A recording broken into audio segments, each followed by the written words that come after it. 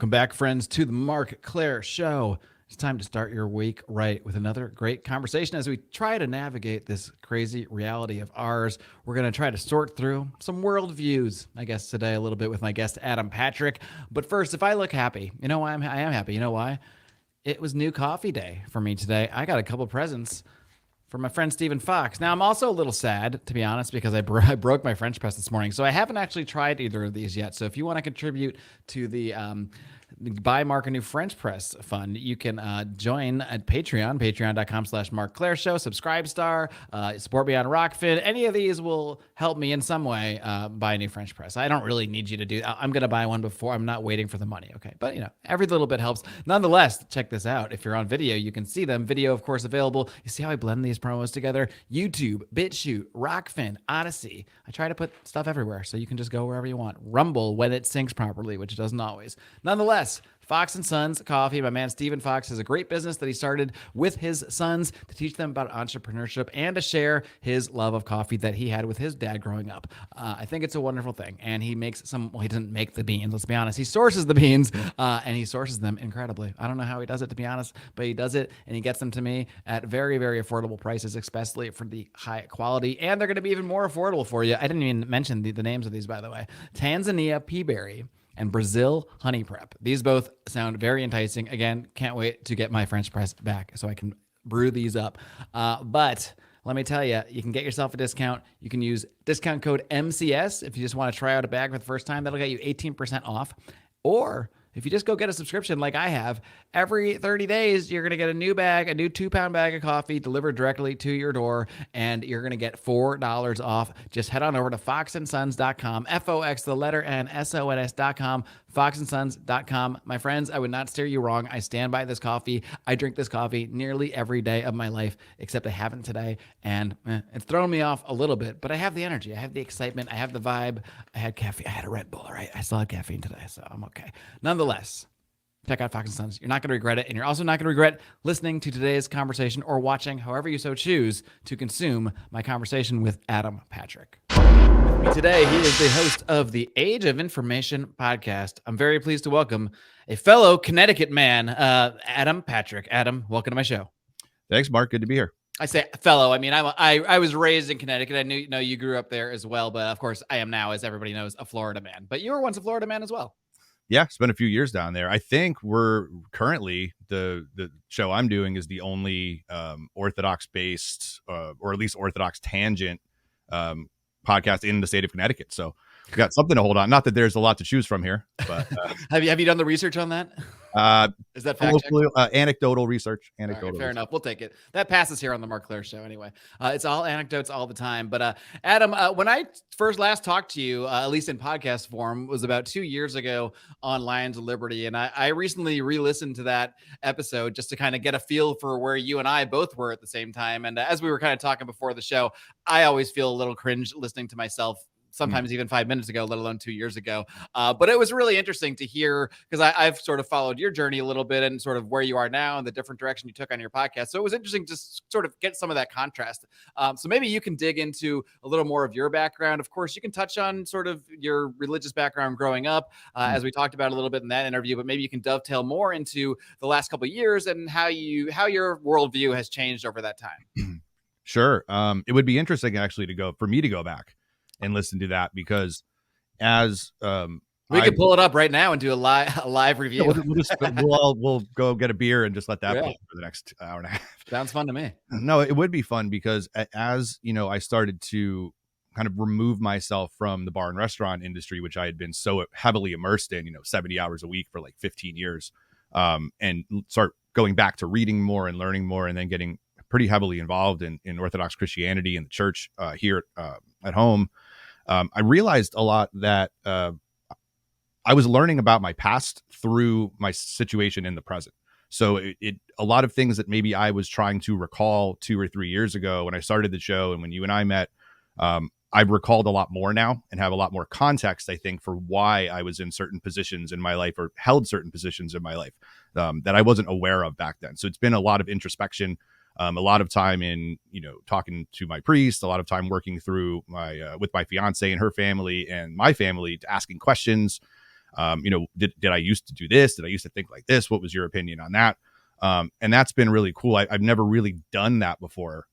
So that led to moving from what was essentially a liberty freedom style podcast into pretty, we call it Age of Information, Orthodoxy in the Modern World. And what I wanted to do was give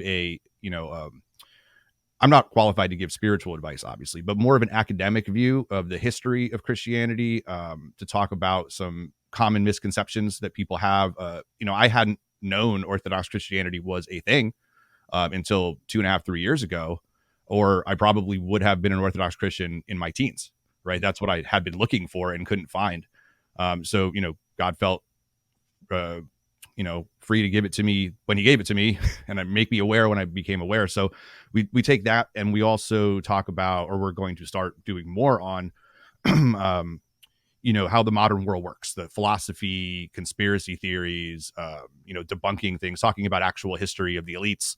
I just had Michael Rechtenwald on to talk about the Great Reset. We're going to be doing some work with Thomas 77 on the CIA and their work in OSS, CIA, stuff like that. So it's kind of a compare and contrast, and then ultimately as and I'm not putting guests on the spot if they're not Orthodox Christian. I don't care, but giving my comments on how I think as an Orthodox Christian, how we can approach things like, I don't know, the JFK assassination or something like that. Just a colloquial thing that the audience will be familiar with, or the COVID. Like how does an Orthodox Christian look at that as compared to, I don't know, an atheist or a Roman Catholic or a Protestant or a libertarian or somebody who votes for Trump or whatever. So that's kind of what we're trying to do. As far as my background, I mean, I grew up in the 80s and 90s. I'm almost 41. So it was a lot of, rolling in the dirt, playing sports, riding bikes around.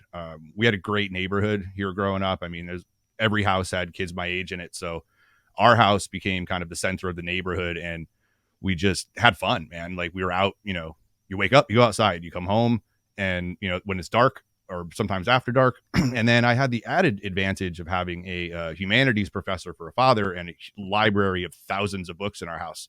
So I was a voracious consumer of content before this medium was available, right? So would read 2 or 3 books a week, philosophy, history, English lit, Greek classics, things like that. Huge, listener of music, 80s, 90s music, but going back to, my mother listened to 60s, 70s stuff. My father listened to the Beatles. We watched a crap ton of movies, just voraciously consuming content. So, over the years, as I've gotten older, I kind of lost interest in pop culture around like 2011, but everything prior to that, you realize as you get older and do this more and communicate more, how all of those things become so relevant. That philosophy comes back up again, history comes back up again. Just a movie that you saw in 1985, you go back and watch it, you're like, oh, I see all these symbols and patterns and things. Oh my God, that just not to tangent too much, but it's also kind of what we do here. That's how Twin Peaks has been for me. I talked about it a couple of weeks ago with Isaac Weishaupt. It's one of these shows that sort of has kept popping up in my life, and then I would kind of kept diverting away from it, and then now I finally have gotten all the way into it. I finally watched the first 2 seasons and the Fire Walk with Me movie. And now it's almost like I had to wait until this point in my life to really fully grasp all of the symbology and everything that show is trying to say. So I completely understand what you mean by that. Yeah. I mean, I've probably seen, because it's only like 3 seasons, right? I've probably seen it 7 or 8 times straight through. Well, there's the 2 regular seasons and then Fire Walk with Me. And then there's the 3rd season, The Return on Showtime. That's the one I haven't read. Yeah, I haven't seen that. Yeah. Okay. Yeah. But yeah, you're right. And it'll be amazing, assuming we can still access content 20 years from now, what we see in it then. And that's a great thing to explore, kind of our evolution where we never stop learning. We never stop growing and seeing things. And you do this, I like to do this, challenge people to, leave your presuppositions at the door, and keep growing, keep learning, consume content of people and books that you disagree with, right? Because that's going to help you form your worldview as well. So that's what we say, the age of information we have. I mean, the regular human being working at McDonald's has access to the world history of every viewpoint ever from anybody at this point, right? And you might have to dig for it, right? Because the powers that be might not want you to see those things or get those books, but we can do it. We can.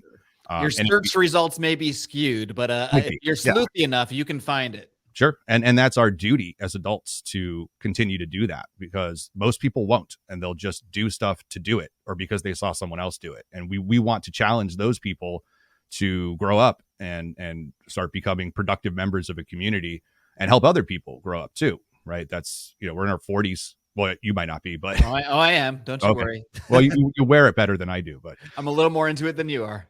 that's the goal, man. We just want to put information out there and help and direct people to, primary sources, direct people to the church. And if we can do that, then through the work that we're doing here at the Age of Info, I'll consider it a success. All right, so maybe you can dig a little bit more into your actual. I don't know what part of the process are you a catechumen now? So no. So the priest at the church that we go to had wanted me to go through the process, and his plan, 7-8 months ago, was to have me chrismated, baptized on Pascha, this previous Pascha. And I said, well, here's what I want to do. I want to wait at least until Pascha 2024. I don't want to rush into it. Not that I don't think I'm still going to be here, right? But I feel like a lot of times, and I'm a very impulsive person and sometimes compulsive person, I wanted the time to sort of let the shiny veneer fall away, and really become more practiced, prayer, repentance, attending the church. Like, there are Sundays that I have to be at work, and I feel terrible. Like, I don't feel good, like not guilty, but like I physically don't feel good. It's like skipping a workout, Oh, it's crazy, dude. Yeah. And so much more. So I just made that the reason I'm not, I guess I would be called an inquirer if you're looking for a specific term, but I chose that. I wanted to wait, at least another year. And that seemed to be appreciated, by everybody there. So yeah, that's where I'm at. Well, it shows a certain amount of humbleness too. Like, I'm not ready to dive right into this thing. And I mean, I've had a lot of people, I've talked about this a lot on the show. A lot of people have reached out to me like, oh man, are you Orthodox now? Are you going Orthodox now? Because I've had a lot of people on the show, and you are actually one of them in a way. Obviously I brought you on this particular episode knowing you're Orthodox, and that's kind of what I want to talk about today. But a couple of years ago, you were one of those people that I had been connecting with, sort of with all the post-libertarian hoopla and that and whatnot. And we sort of connected through that. And again, only later because you weren't even there yet at the time, you're one of those people that, oh, now Adam's kind of on this Orthodox path. And I've noticed that, and several of these people like Buck or whatnot that are people that we've all connected with, that I look around one day, oh, this guy's on this Orthodox path. Oh, this guy's in this Orthodox path. And they're all people that I was connecting with, not for that reason, or maybe it was for that reason, depending on how you want to look at it. So maybe you can dig a little bit more into your own evolution of your worldview. What actually set you from just sort of really, I think when you first started the podcast, you were doing a lot of shows looking more deeply into the Bible and that sort of thing. What actually put you specifically on this current Orthodox pathway? Yeah. So I grew up Roman Catholic. We were, more than nominally Roman Catholic growing up. My mother was what you would call like a modern, or is a modern kind of Novus Ordo, new mass sort of folk band style Roman Catholic.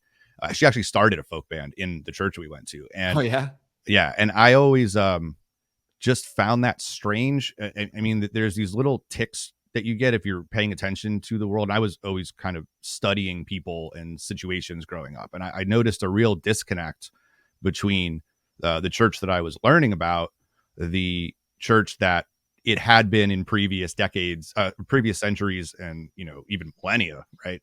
And what I was seeing actually happen. And this would be the mid 90s, really.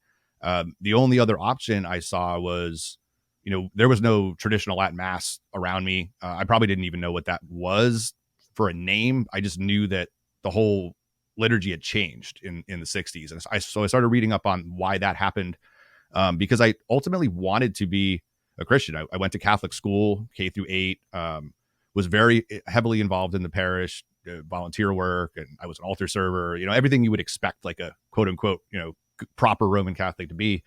But there was just a lot of inconsistencies. And the only other option I saw was the Protestant world. And I had, most of my friends, like growing up in the neighborhood, were if they were religious, they were nominally Protestant, and I just didn't see anything there either. We had access to my father's college early church father writings, so I was reading those, a lot of like philosophy and history books, and it was everything was kind of from a Roman Catholic or Protestant perspective at that time. There wasn't a lot.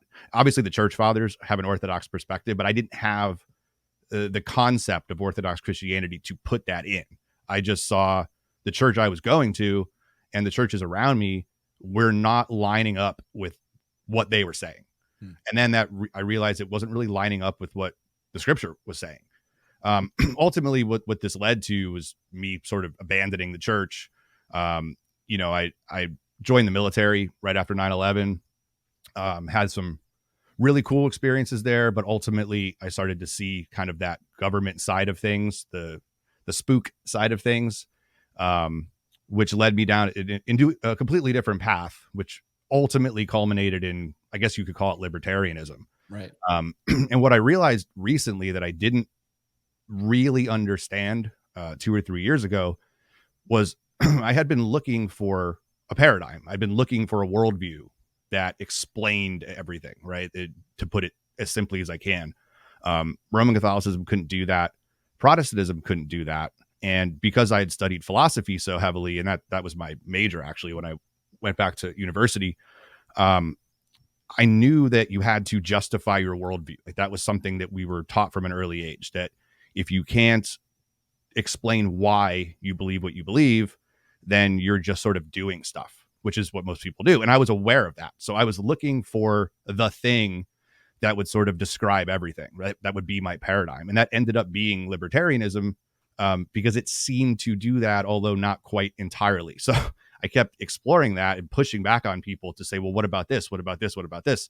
Of course, ultimately, it ends up not explaining everything, and so nobody could really. Libertarianism is it's great at showing you all the things bad on sort of a material level with like governmental systems, a lot of our economics, things like this. It's great at pointing that out, but it's not great at providing a positive worldview to sort of spring out from, which is why I think a lot of libertarians sort of get stuck, and I'm including myself 100% in this, sort of get stuck in the cycle where they almost, if they're going to embrace libertarianism, it almost has to become your worldview, which at some point does fall apart because there is not really a base worldview there. It's really more an anti-worldview. It's what's wrong with all these things. It's not here's how to look at things, if that makes sense. Yeah, it's really more of a commentary, I think, Right. than it is a worldview. And when you're commenting on something, there needs to be a worldview behind it. Otherwise, again, people are just reacting. They're just reacting to whatever they're seeing in the world.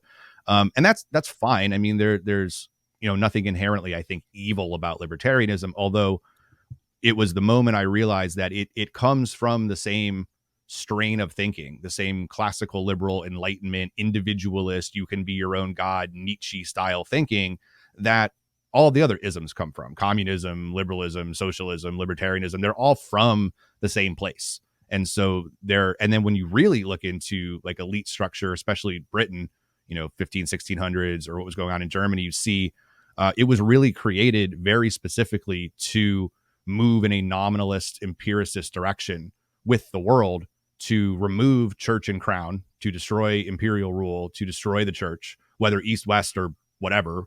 And so libertarianism is just a version of that.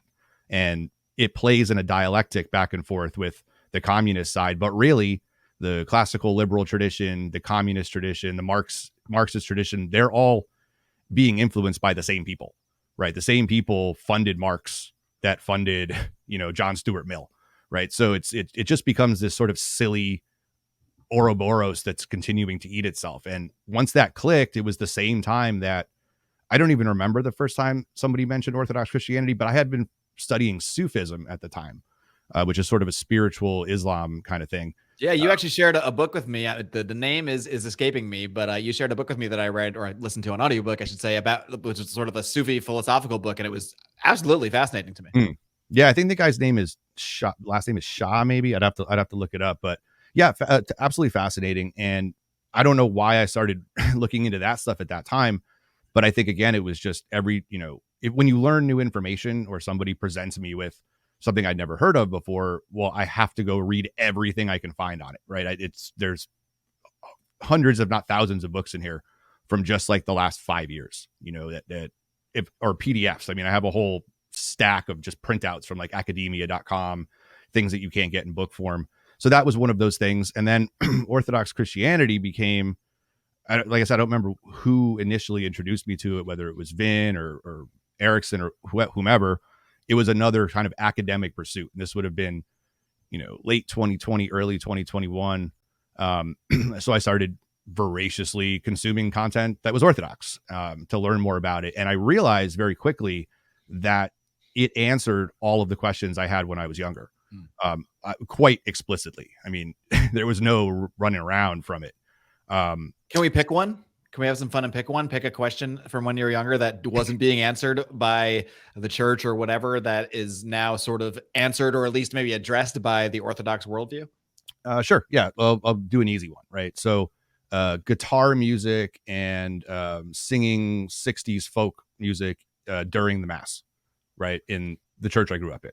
That just didn't compute. And I don't know why it didn't compute, but it felt you were just thinking this doesn't feel like it belongs here without really a word why. When you read up on, what went into Vatican II, that ultimately the Novus Ordo, the new Mass, comes out of, you realize it was basically all influenced by atheist elites and Protestants and Jesuits who all wanted the same nominalism and individualism that all the libertarians wanted, right? So once I learned that, I had to go back and see, okay, well, what happened before that? Why did this evolution happen? And it seemed like, and now I know this pretty much for sure and can document it a lot better, that the Roman Catholic Church is just an atheist factory. And all it does is morph and change with the time to be whatever it needs to be to get people to believe in the Pope. That's really all it is. So what do we need to do? What do we need to compromise on? What do we need to change just to get people to believe the Pope is the Pope? And that just didn't line up for me. Like, if you look at, even being 20 years old, you can look at early church history. There's documents of popes, like literally the Bishop of Rome, condemning what is current modern day papist action, right? It's popes saying, don't be this type of person. And, Orthodoxy, with its basically unchanged liturgical tradition from, the first millennium, fixes those problems, right? It doesn't lend itself to the problem in the first place. And I think that maybe that's an easy example. So there's hymns, obviously, that were written, after the time of Christ. It's not like we're doing the same liturgy the apostles were doing, but you can trace it better, and it retains its essence over time, so to speak. Now, again, that doesn't mean that there aren't forces that are trying to influence and change that. There most definitely is, especially in GOARCH, the Greek Orthodox Church here in the States, part of OCA, right?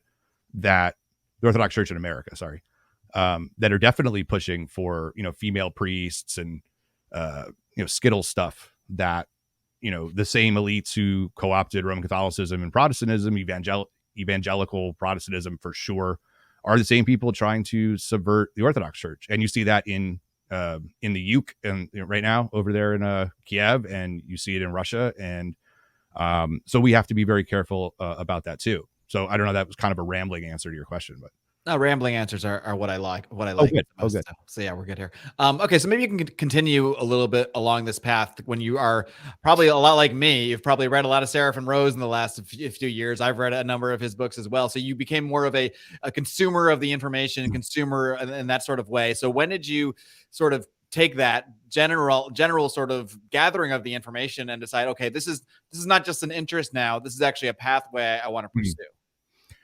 Yeah, I'm not sure there was a moment, but I did take almost all of 2022 off from putting out video audio content. And I was doing a lot of writing and a lot of reading. And the reason I did that is I didn't want to stumble and say something stupid on air. So I did, unfortunately, lost like a lot of subscribers and followers during that time, but it was in the pursuit of something better.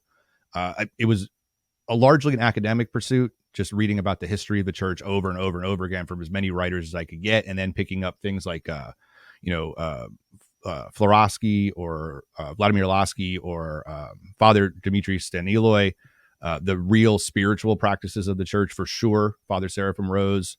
But ultimately, like none of this really becomes cohesive until you go and participate in the divine liturgy at a church. Then it all sort of comes together and makes sense. And that's to say that you don't need to do all the academic work. if you just go to the liturgy, that is better, obviously, than just doing the academic work. But I think in tandem, they really help kind of make sense of the situation. So it was I probably went to, we're lucky up here. I have 12, maybe 15 Orthodox churches within a 10-minute, 15-minute Wow. drive of That me. seems like an oddly high percentage to me. No, Yeah, I mean, it's an old area. This whole area was settled in like right? the 1600s. Yeah, So from my understanding, probably one of the oldest parts of the United States is that whole area in yeah, terms from of our modern, no, sure, yeah. what culture. My understanding is that the Boston, New York area were really, and San Francisco were really the when St. Herman of Alaska and I think it's Tikhon brought Orthodoxy to the continental United States. Those were the areas that they blossomed from. So a lot of the Southern Connecticut Orthodox churches were the first, like one of the first in the country. So there's a lot of that here. The downside to that is there's not a lot of Orthodox Christians here. So rather than have one church that's packed with people, you have 15 churches that are a third full, right? So there's a dispersion kind of. Like Libertarian Party chapter meetings, or Oh boy, well, it's way more, probably a little more, yeah, whatever. So it was. Joking comparison. I basically went to all of them at least once, just to get a sense kind of what was going on, and had some really interesting experiences. They're all different in their own way, not in the celebration, the liturgy, but sort of in their own individual parish personalities. It's very interesting. And we finally landed on one about 7 months ago, that we went because my fiance grew up Protestant, is pretty strictly Protestant. Had a little bit of a falling out in her life with hardcore Protestant evangelical experience, where they just went a little off the rails, and so she has some PTSD with rigorous Christianity. Let's put it that way, right? And so the one we ended up staying at, she really liked because the icon images, the names were in English, right? There was a little bit more accessibility to the presentation of the church. Not everything was written in Greek or Russian, which was a little hard for me at first because I kind of wanted the more rigorous thing. But as it turns out, the priest there is just an incredible holy man, and we ended up hitting it off right away. The community is always a little bit maybe anxious when they see somebody new. Really? I don't think they want to be, but when you're protective of something that you love, you're always, I think your spidey sense goes off that, oh, is this someone who's going to bring something negative in here? Should we trust them? They're always openly welcome in these places, but they're not like unaware that you're new, if that makes sense. Yeah. So So do you think there's a cautiousness in the sense of we're open and loving to anyone coming in here, but at the same time, who knows what pathway this person's on, if they're really serious about it, if they're just a fly-by-nighter who's just popping their head in. Sure. Yeah. And I've actually talked about this recently, but but not with you. So I felt sort of a need to I'm probably going to word this incorrectly, so I hope people understand what I mean, but sort of prove myself. Like, no, yeah. I do want to be here. I do feel like I belong here. Help me know what to do, because I didn't know. If you go to the traditional Latin Mass in the Roman Catholic Church, there's a basic outline that's kind of the same, but there's a richness and a depth to the Orthodox services, especially the Divine Liturgy, that can be overwhelming at first. When you mean you didn't know what to do, you mean like actually in the church? Yeah. Process? Yeah. Okay. Yeah. So, I mean, I did a lot of work on like Googling, what do I do at this moment in the liturgy? What do I do at this moment in the liturgy? Because I had the new Roman Catholic Mass completely memorized. I mean, I probably still do, word for word from beginning to end. So I kind of wanted to be able to do that. And I felt like if I couldn't do that, I wasn't fully participating. So, you ask for help and advice, and slowly you start to become part of a community. And the flip side to this is I have been burned by communities in the past. So I have a natural distrust for groups in general. Like, is this group going to, do me bad? Right. Are they going to do me wrong? So that, I think, maybe that was the biggest growth, was to kind of let down my guard, see other people sort of let down their guard, and really start to feel like I'm part of something. And again, the priest there is just super based, man. He's one of the coolest people. Super, super holy man. It just takes so much joy in what he does. So that resonated with us quite a bit. I don't even remember what the original question was. Oh no, who knows? Well, we were just talking about kind of how you first just went about finding a Oh, right, church and all that stuff. I'm curious. Before you started attending this current church, were you attending church at all, or had you No. sort of? Okay, so you went from no church for how many years? I basically swore off the Roman Catholic Church probably right when I got out of the military in 2005. Probably right around then, I decided like I'm never going back to a Catholic mass again. And I have like gone with some family just as something to do. For me, it was the same as like going to a movie or the gas station, right? You just go to be polite. And it even those couple of times, it's cringy and I don't know, icky in some way. And I'm sorry for people who Roman. I'm not trying to be mean to Roman Catholics who don't feel that way. Just It's one just man's personal perspective. my own personal perspective was it just felt icky. So no, it was from 2005 on. I, I I have called myself an atheist during that time period, but I don't think that's actually accurate because I wasn't actively being anti-God. I was just sort of ambivalent to it. And I realized that if I was going to believe in something, like I mentioned before, uh, where is the presupposition that allows that belief system to happen? And it was around like 2018 where I realized kind of that I didn't have a belief system. And we do a lot of presuppositional critiques on the show. And if you see me on Facebook or anything, questioning people's sort of worldview and paradigm, I did that to myself and realized I didn't have one. Right. I couldn't figure out a way to justify anything that I believed in, which made pretty much everything I believed in total horseshit. Right. And that was a tough realization. And then COVID happened, the show took off, and here we are. It's a completely different place. And, I'm so much more at peace, but not in this weird, like sedated, medicated way that these spiritual, not religious sort of guru types end up. That to me feels very medicated. It feels very self-involved. Ultimately, I don't think that's a peaceful place to be. But again, it's a personal perspective. I can't judge anybody. So it's interesting because your interest in orthodoxy definitely seems like it started academically, so to speak. When you're just consuming the information, the worldview, trying to understand it better. But when you actually attend the church, it almost seems like that's a separate thing that could be. You could have never looked up the information. Maybe you could have never learned the ins and outs in that academic way, and perhaps still had an incredibly sort of spiritual experience if for whatever reason you started attending the church. And maybe I'm misspeaking a little bit and putting words in your mouth, but maybe you can just elaborate on, because when you were talking about that earlier, it sort of reminded me of libertarianism and, all the libertarians that have read all the books, read all the Rothbard. We know all the theory. You cannot debate us on this stuff. But if that person then lives in their mother's basement or isn't acting even in a way that is in line with those beliefs, what does it all matter? So yes, you could have just done all the academic stuff and understood it all. But if you're not then taking that and applying it spiritually, which would then really is what I would imagine would be the part that changes your life more, does it really matter? Yeah. I mean, you can't learn academically what you can experience. It's just not possible. Right. So you can probably learn how to completely build a muscle car from the ground up, just reading the academic texts of how to do it and memorize them. But when you go to here's a wrench, have fun.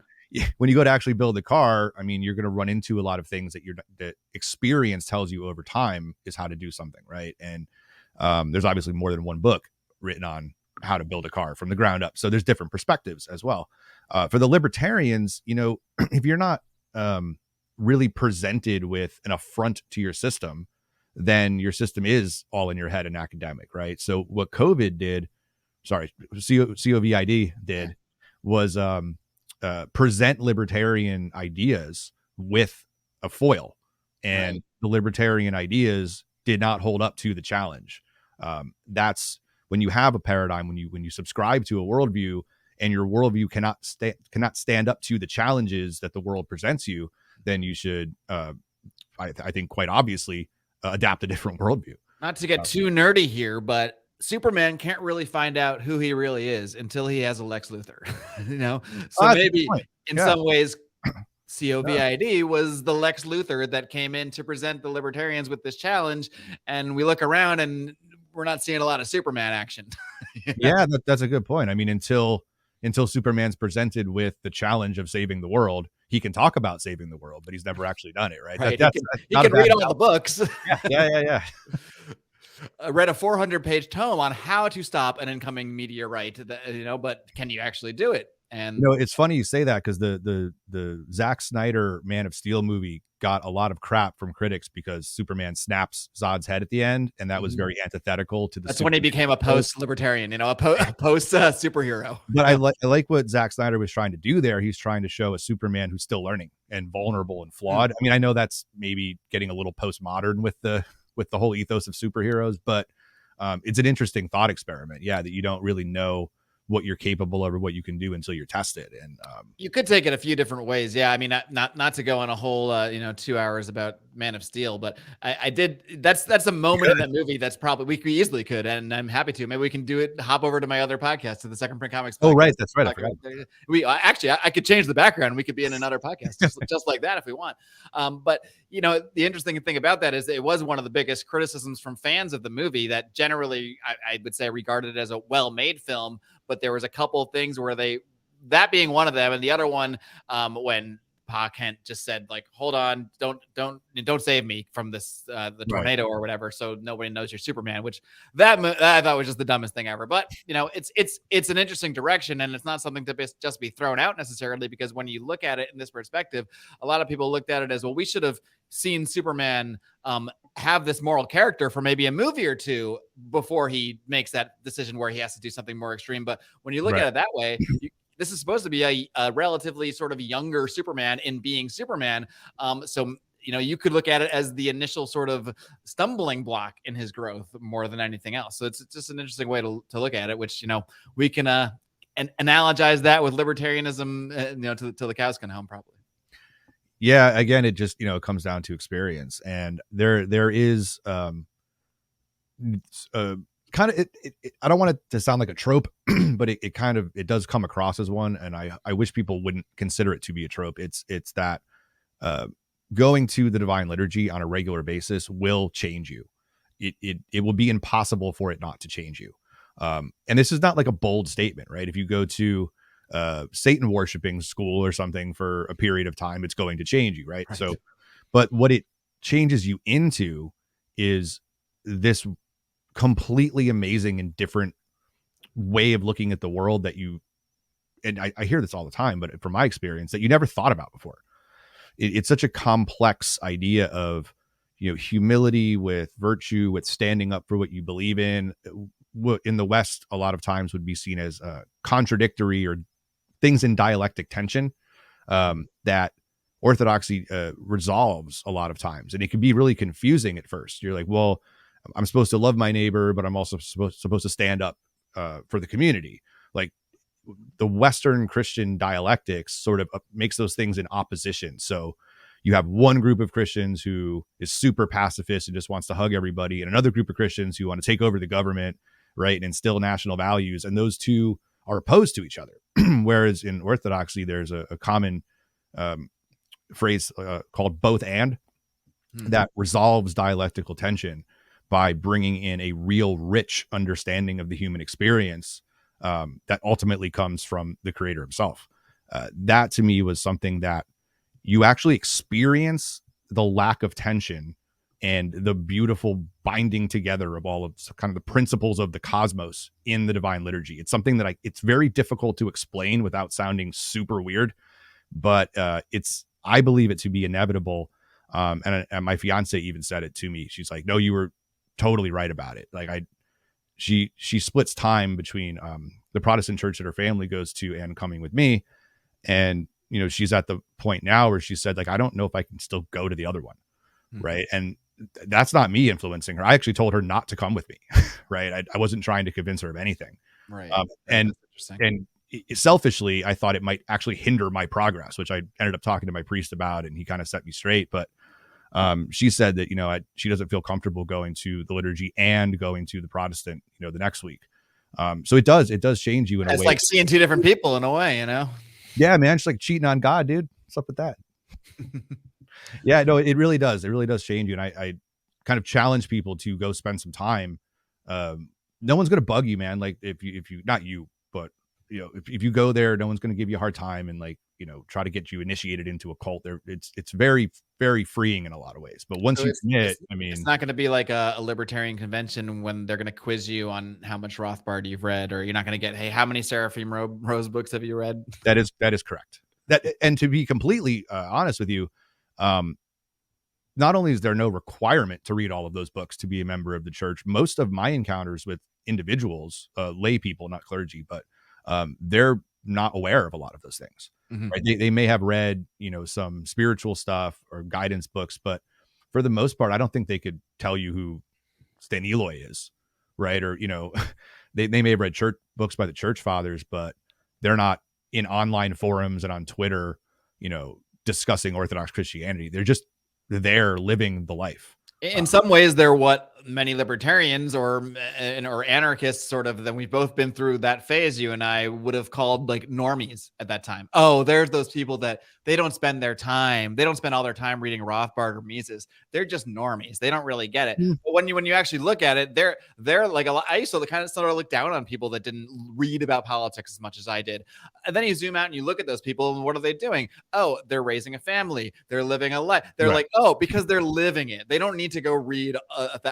Who had to read Rothbard and Mises? It was me, the single guy with no direction, that had to make that my worldview. Well, maybe you don't need that as much when you're actually just living a life.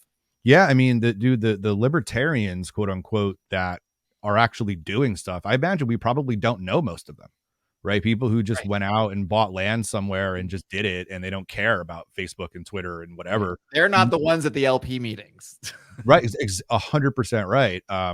And there's also, I would imagine, probably hundreds, if not thousands, of saints that the church or us, we don't even know they exist. Right. We recognize, the church recognizes someone who's a saint. They don't make someone a saint. That person's actions make them a saint. But it's interesting you bring that up, because I've out of many advice that I've seen from Cyprian, who we both know, like one of the things he has said, like, even if you don't go to church or do this, like your life will change just by reading the lives of the saints. And I eventually did buy the book, the compilation of the lives of the saints, and I've incorporated it into my daily routine, where I sort of do some meditation in the morning, and then and they're so short. Literally, you read them in 30 seconds, 45 seconds.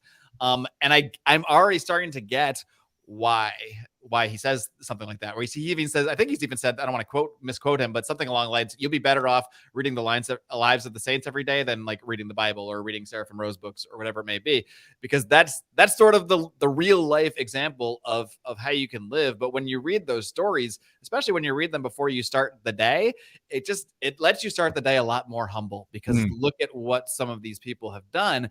And some of the stories are really fascinating to me, because they are things where it does make you think, we could easily have not heard of this person. These are just the people that stood up for something that they were not trying to get attention. They were not doing something to make a martyr of themselves. They just acted in the right way. And I don't care what your religious perspective necessarily is. If you read any of these stories, you're gonna be hard pressed to say that these people did not act in the most right way possible. So it is just an example to set. So to me, that's like, it's been really I don't want to say life changing. I've only been doing this a week or two, but it has been a way that has started my day, and I think made me more humble throughout the day in anything that might come up. Because how could like an unexpected bill be something I could have a mental cave in over, when look at what these people just did? It's no, that's a great point. And I would posit that, I would say all, but at least the vast majority of the saints that you're reading about would probably be horrified to know that there was something written about them. Like it would be, they would not know what to do with that information, because it really is about, the personal determination to do something that you believe is the fulfillment of the cosmic mysteries, right? It's not they're not trying to prove Orthodox Christianity through their actions. They're just doing the actions because it's a natural outcome of their faith and faith in God, right? So this is a good contrast to what you see a lot in the West. Obviously, the Protestant world doesn't really have saints. I mean, Anglican, Lutheran, yeah, they've adopted the Roman Catholic thing, but stuff like stigmata or Our Lady of Fatima or these like weird things always come out as like trying to prove Western Christianity, like, oh, look, this miracle proves Christ is real. You don't get that in Orthodox Christianity, like, at all, right? It's just people doing things and then dying, and then stuff's written about them, right? There's never like a potential saint on CNN trying to prove Orthodox Christianity. Right. It's just it would be hey, look at this sacrifice I'm gonna go valiantly make. It's not how it works. Yeah, and that's it's a tough thing to explain for me right now in words, but the entire phronema, the entire ethos, the mindset is just in a completely different place than Western Christianity, like completely. Especially some of the stories I'll read too. Sometimes you read a story about the life of a saint, and you almost for a second you're like, wait, so what did they do? What did they do that was so great? And sometimes you have to reread it and realize it's what they didn't do. Like there's it's the order they didn't follow. It's the unjust thing they just didn't do that they were told to do, that they just held strong with. And you realize, oh, sometimes doing a saintly thing is just not doing something. Just not doing something someone else is trying to tell you to do. Yeah, it's like maybe a crude analogy, which harken back to DC universe, would be like a Superman who no one knew existed. Right. And you just keep seeing these like superhuman things and you're like, who's doing this stuff? Well, it's kind of like Superman before he put on the uniform. I love that we can keep going back to this analogy. Yeah. Let's keep it up. It's Superman before he became Superman. He still had the powers as a kid. He still, seemingly, depending on what timeline or universe you're in, whatever, saved some people when he was younger, maybe just kind of secretly swooped in, stopped a car, stopped a train, who knows? But only once he puts that suit on is he kind of saying, look at me, I am Superman. So maybe that's when he loses a little bit of the luster, when he actually becomes Superman. Yeah, maybe. I mean, that's a good point too. You could take it in a direction and say, well, maybe he never should have put the suit on at all. I think you would agree probably the idea is he becomes a symbol, an icon, right, for people to focus on. But what's cool about tying this back into Orthodox Christianity is you get that symbol and the icon without it being demonstrably in your face, right? You kind of have to seek it out. So I think that's a nice way of balancing that dichotomy with things like superheroes that have to sort of be overt and in your face. Or because if you have a superhero that nobody knows about, it kind of defeats the reason to watch the movie. I think I can't think of one, like a secret superhero. Can you think of one? I'm sure there are some that I can't really think of offhand, but even in those scenarios, like the whole storyline becomes like that person becoming an outward superhero. Yeah. So yeah, I guess hard to really think of. There probably is something that's not really coming to mind. But I mean, the whole thing with Superman really is he has this immense power. He could literally become the tyrant of the world. No problem. Nobody could stop him. Even in the DC universe with all these other heroes and villains, if he wanted to. And there's actually a whole storyline about this called Injustice, where Superman goes bad. It's a whole different thing. We don't need to get that nerdy. But the point is, this is what he could be. He has the power to be that. What makes Superman great has nothing to do with his powers, has nothing to do with his laser eyes or his cold breath or anything like that. It's really, again, it's sort of what he doesn't do with the power. It's that he still is out there, gumshoe reporter Clark Kent, trying his best to be a good person, all because of the values he was raised with, because he was raised by Ma and Pa Kent. If he's raised by someone else, he lands in the wrong field, we could see a totally different situation here. That was a storyline too, wasn't it? That he landed in a different place, at a city. There was one where there's an alternate, we're really getting deep here, but there's one where he like landed in Soviet Russia and then becomes this communist tyrant Superman. Yeah, there's many different sort of alternate Superman stories out there. So yeah, they've experimented with that thought before, for sure.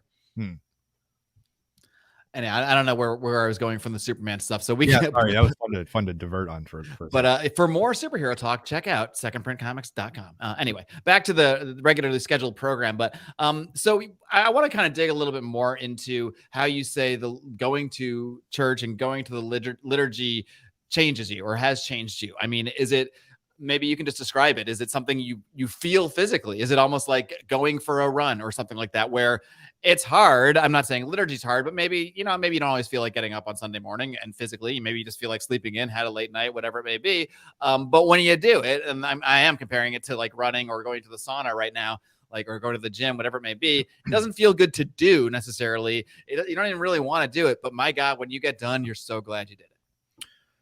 Yeah, I mean, I have gotten to the point where I do now very much look forward to going. It's really a reset for my week, and I wish there were more services. Obviously, during times like Land's Holy Week, there's services every day. During the kind of regular parts of the year, just to kind of dumb down the terminology, it's really only Sunday liturgies, and sometimes there's a service before it, a matin service before it. But no, there is a physical quality to it for sure, something that you can literally feel. There's an emotional quality to it.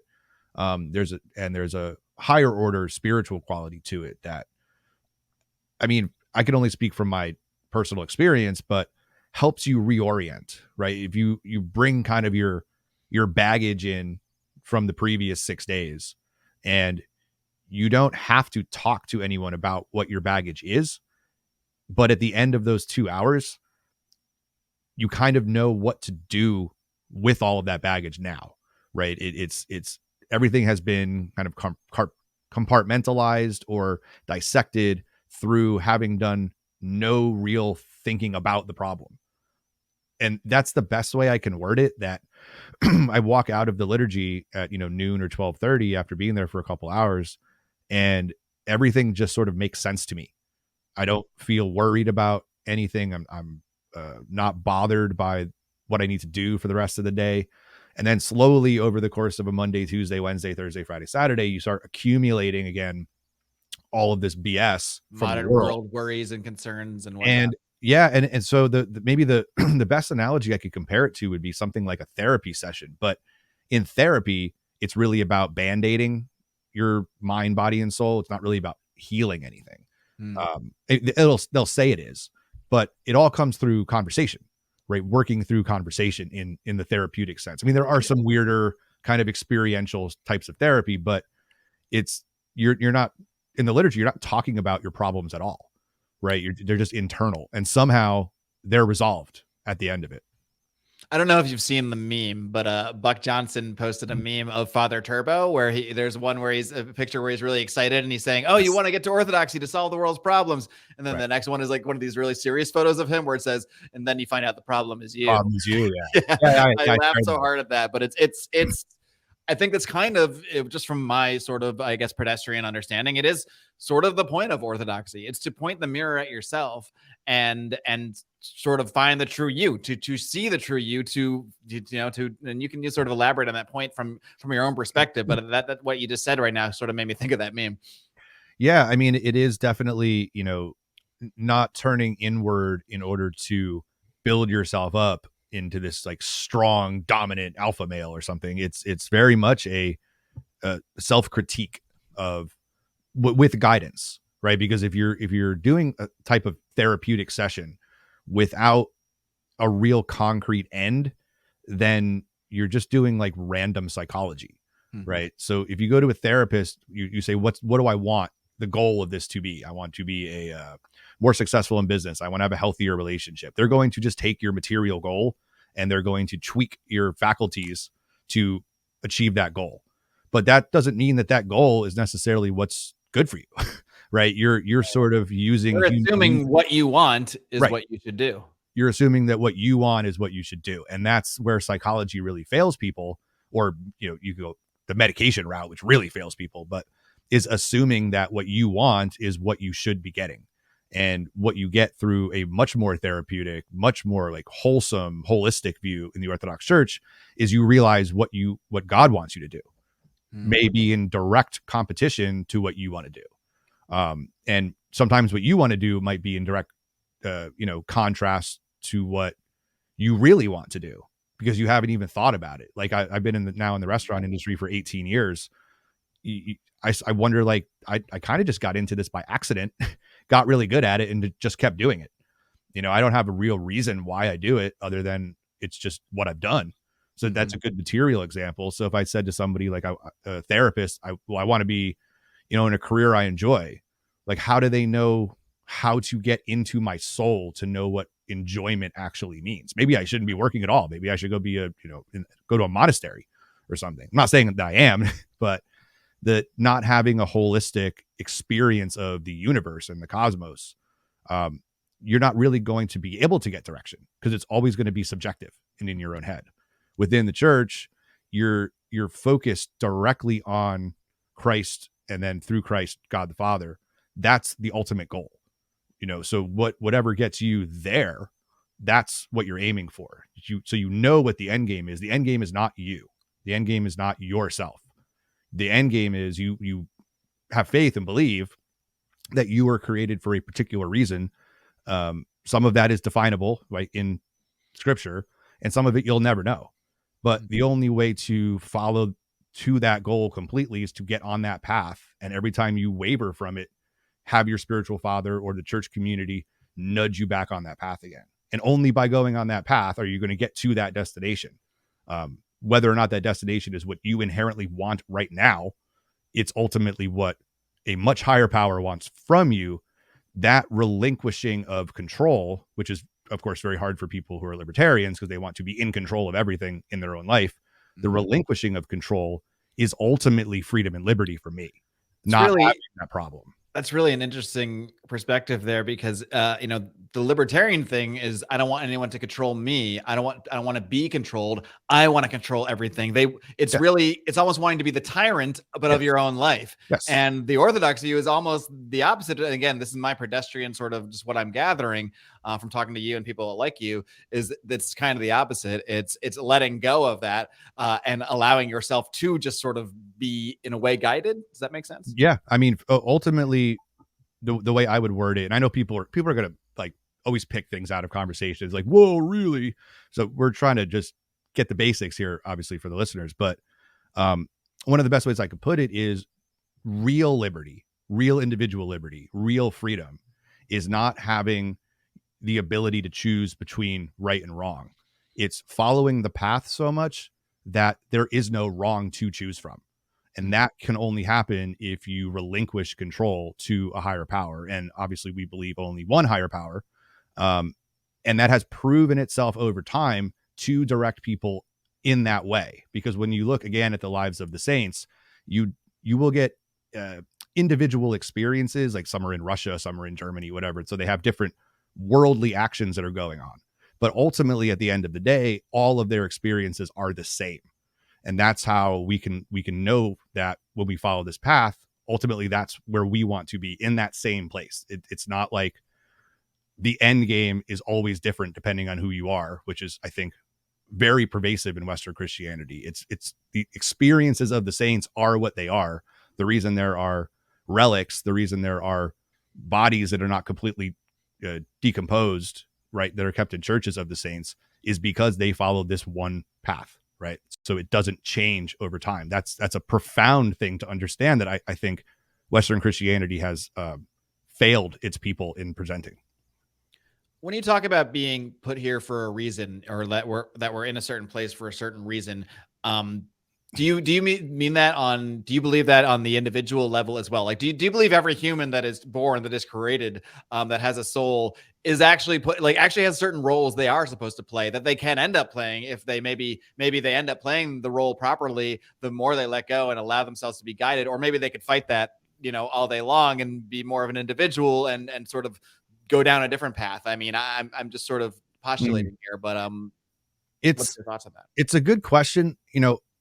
There's two layers to it, right? There's a layer kind of you were saying there. To be clear, I'm asking Adam Patrick, not Adam Patrick, representative of Orthodoxy, which you would never claim to be anyway, just for everyone out there. Yeah, definitely not. These are personal opinions I'm looking for. I mean, the ultimate reason of creation, we can just go back to, the first 3 or 4 chapters of Genesis, that human beings were created in the image and likeness of God to cultivate and care for essentially the universe, right? But the earth, the world, depending on which translation, it's basically the world, the cosmos, to be fruitful, to multiply, to have stewardship and lord over the lands, to be and to grow then in our spirituality and our connection, our theosis with the Creator.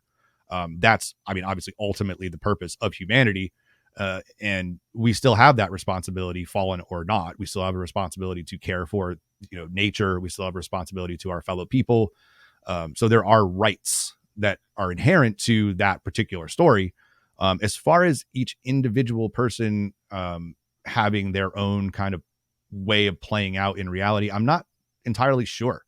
I get a little nervous tweaking into Protestant ideas of that because I haven't really articulated it before. I would imagine that, yes, you could say God has a plan for you, but I get nervous with words like that because they come across very like mega churchy. God has a plan for you. And it can sort of walk the line. And this is what I always kind of go through in my head with when thinking about this stuff: predestination versus free will. Like, does God have a plan for you? Okay. But then at what point does God having a plan actually mean you wouldn't have any free will? And so, that's sort of the yeah, on my mind. It's a little over my head but my understanding is that just because God knows something does not mean that God is controlling the outcome of that something. I believe is how because if God lives outside of space and time, then God is not confined by what happened yesterday or what's going to happen tomorrow. It would be all knowing and all encompassing of that. That's correct. Yeah. Outside of time. Right. So we don't, Orthodox Christianity doesn't believe in predestination. That kind of unelect stuff is anathema to Christianity. It's an absurd position. But as far as, do people have their own individual? I don't know. I really don't know the position on that. It's something I probably should look into. Yeah, just freewheeling thoughts here. Well, we will continue probably with some more freewheeling thoughts because I'm going to get a lot weirder in a minute when we hop over to the smoke-filled room.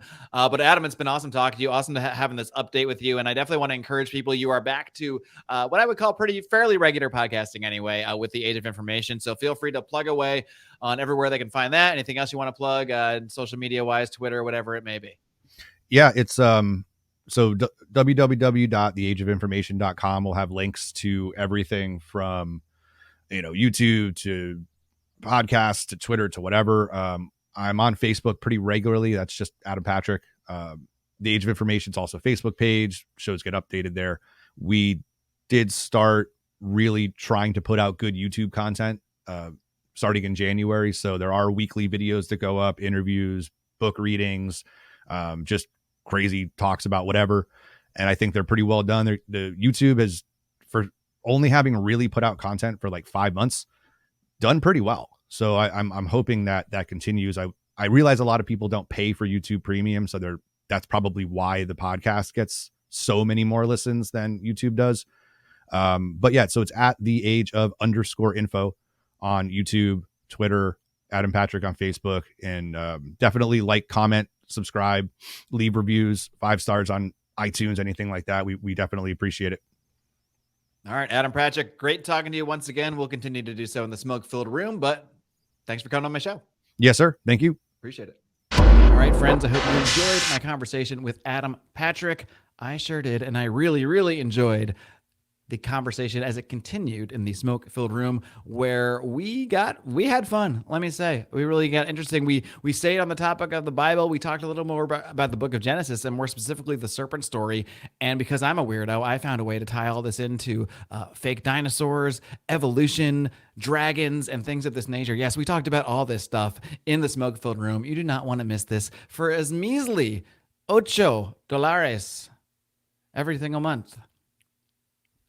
Or you go to Rockfin and you support me, you support Jay Dyer, you support Isaac Weisopt, Courtney Turner. You get all of their content for, I believe, the low price of $15 a month. There's a number of ways to do things. You can even get yourself a free trial over on Subscribestar for, I believe, a week. So you can support the show there. Either way, you got to check out the Smoke-Filled Room. The full version of this episode available to Marc Clair Show premium subscribers. Find all of your links over at marcclair.com. I'm going to spell that for you because everyone messes it up. It's MARC, not K, MARCCLAIR.com, marcclair.com. Until next time, my friends, in case I don't see you, good afternoon, good evening, and good night.